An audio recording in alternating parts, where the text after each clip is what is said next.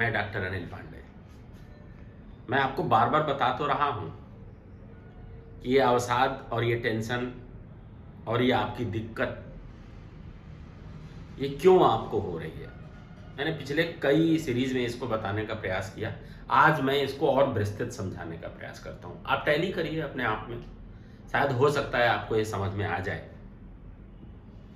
कुछ ऐसे लोग होते हैं जिनको अपने जीवन में अवसाद होने का कारण उनकी युवा जो उम्र होती है, यानी कि 17-18 साल की उम्र से उनको अपनी जिम्मेदारी लेने की आदत आ जाती है, अपने आप को इंगेज करने की, अपने आप को उपयोग करने की, और फिर समाज में रह करके समाज की सारी ख्वाहिशें पूरा करने की। कैसे हम समाज में स्टेबल हो जाएं, कैसे हम भी सबके बराबर हो जाएं। और वो इतना इस बात को सोचने लगते हैं और फिर उसका काम करने लगते हैं। काम से ज़्यादा उनकी स्ट्रेच होती है।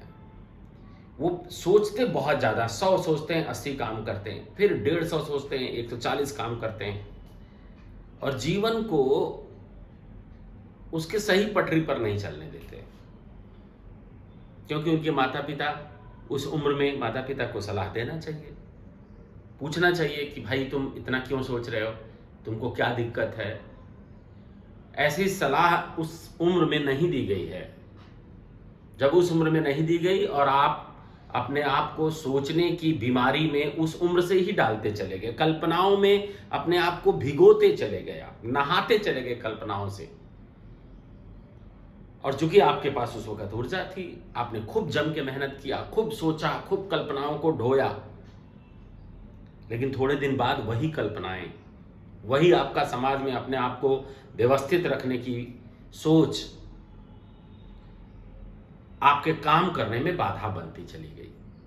और चूंकि आप ज्ञानी हैं, आप बुद्धिमान हैं, आपके पास नॉलेज की कमी नहीं है, इसलिए अब आपके जीवन में दो ही काम रह गया है। या तो आप काम करते हैं, और काम भी आप बढ़िया करते हैं, बेस्ट काम करते हैं, और जैसे ही काम से खाली होते हैं फिर आपको वो प्रॉब्लम याद आ जाती है, आपका उदासीपन, आपका दिन भर अपने दिमाग में ये पीड़ित देने वाला रोग, अवसाद, डिप्रेशन, तनाव। और फिर आपकी एक दिक्कत है कि आप अच्छे हैं, चूंकि आप बहुत अच्छा काम करते हैं, अपने शरीर के अंगों को नुकसान न पहुंचाने के लिए आप नशा भी नहीं करते।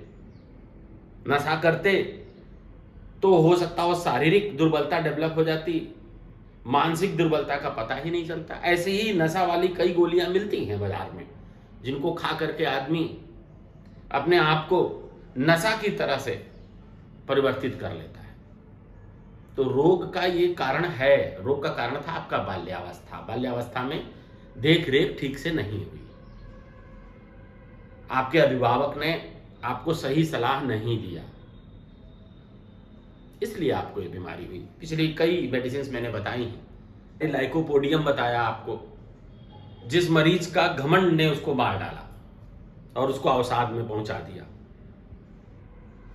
इसके बाद आपको आरएम मेटेलिकम और लाइकोपोडियम के अलावे आज हमने आर्सेनिक एल्बम सोचा आपको बताया जाए। आर्सेनिक एल्बम को ठीक से जानना है तो आप ये जो कपिल शर्मा में गुत्थी आता है ना, उसकी एक वेब सीरीज है सनफ्लावर, आप उसको देखिए तो आपको ये मालूम चलेगा कि उसके लक्षण में है कि सारी चीजों को वो बिल्कुल व्यवस्थित रखना चाहता है। कोई भी चीज कहीं भी इधर उधर हो, घर से निकला, दिन भर घूम रहा है, कहीं रास्ते में उसने देखा साइकिल वाला ट्रैफिक में गलत घुस गया, तो अब उससे लड़ाई कर लेगा, झगड़ा कर लेगा। घर में आया, देखा नल खुला हुआ है और भूले से किसी ने घर में उसको बंद नहीं किया, घर वालों से झगड़ा कर लेगा। उसके हिसाब से सब कुछ सिस्टमैटिक होना चाहिए, सुई से लेकर के पहाड़ तक, और वो पूरा दिन इसी काम में अपना जीवन व्यतीत कर देता है। जब ऐसी कंडीशन हो तो आप आर्सेनिक एल्बम दवा का उपयोग कर सकते हैं। उसके इस रोग के कारण उसका मन, उसके शरीर, उसके बुद्धि के साथ नहीं चलता है, तो आर्सेनिक एल्बम दवा का आप उपयोग करेंगे। दो और दवाएं बची हुई हैं शेष, उसके बाद हम समराइज करके आपको बताएंगे एक साथ और आपको लगेगा कि कौन सी औषधि का उपयोग करके आप बेहतर हो सकते हैं। सामंजस्य बनाना ही अवसाद को दूर करना है। सामंजस्य बनाना है सत्य में। आपके शरीर से सत्य का सामंजस्य बने कि सत्य क्या है। जिसको आंखों ने देखा, जिसको हाथों ने टच किया, जिसको कानों ने सुना, वो सत्य है।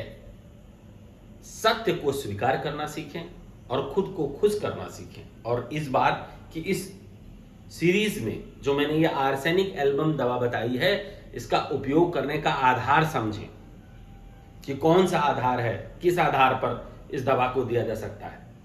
उसका आधार है दुनिया की छोटी से छोटी, बड़ी से बड़ी हर चीज को ठीक करने का ठेका लेना। ऐसे ठेके में लगातार 5-6 साल अपना जीवन बिताने के बाद आदमी डिप्रेशन में चला जाता है।